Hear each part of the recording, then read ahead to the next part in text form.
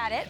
I'll let you judge for yourself. He posted today on Instagram a photo of a fine letter he received for the team because he missed a walkthrough on August 22nd. He tagged it with this post saying, when your own team want to hate, but there's no stopping me now. Devil is a lie.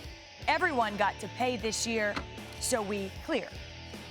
Now, what I'm not clear on is exactly what that meant, but I gather he doesn't love the fine, but everyone's got to pay it. Anyone want to translate? Well, just go to your meeting. There's time. that. I mean, you everyone, can start there. Yeah, everyone follows the same rules. I look at it like this. This is another example of AB being unhappy about something and making it into an issue.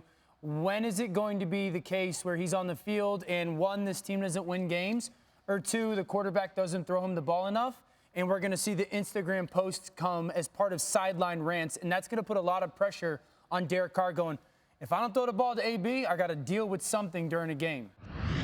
I think it just comes from AB's expectation that things were cool, right? Because once he got his helmet endorsement, you're watching Hard Knocks. He's got that rapport with John Gruden. He's telling him, I'm on your side. I understand that you had to go through it. He's probably thinking everything is great. And then I come back and you mollywop me with these fines. It's like, what's going on? Particularly when there are teams out there who sometimes take away the fines. Like when Marshawn Lynch was away from the team, they took away the fines. He came back. That was already understood. He's probably thinking, I'm getting that star treatment, and then you don't. But I think the question is, should he have really expected that when just a week before the GM had put down that ultimatum to him, trying to show him he can be strict? And so Mike Mayock is in his first year as GM. He's trying to set the tone with how he's dealing with the star player, and you see that with the way that he put that fine out. It was a rude awakening for AB. I think what we've seen is there's the difference in the NFL between being a great player and a great pro.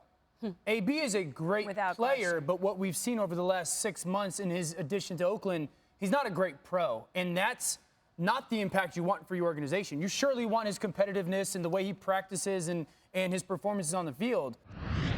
Being a great pro to me when you play wide receiver is catching 10 touchdowns, 1,300 yards. So this doesn't bother you?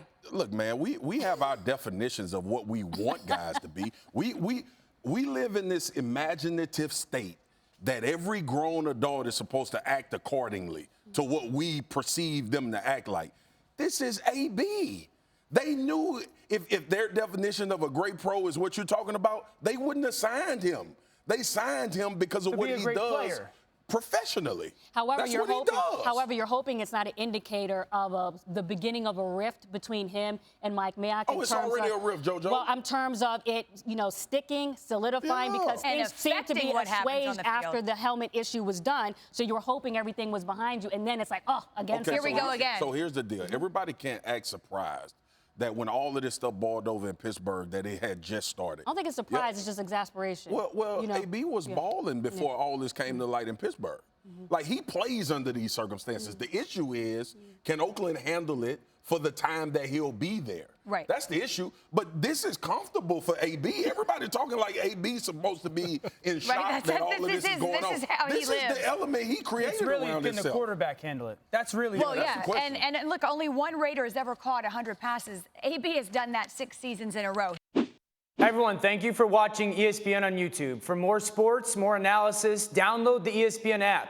And for live streaming sports and premium content, subscribe to ESPN+. We'll see you there.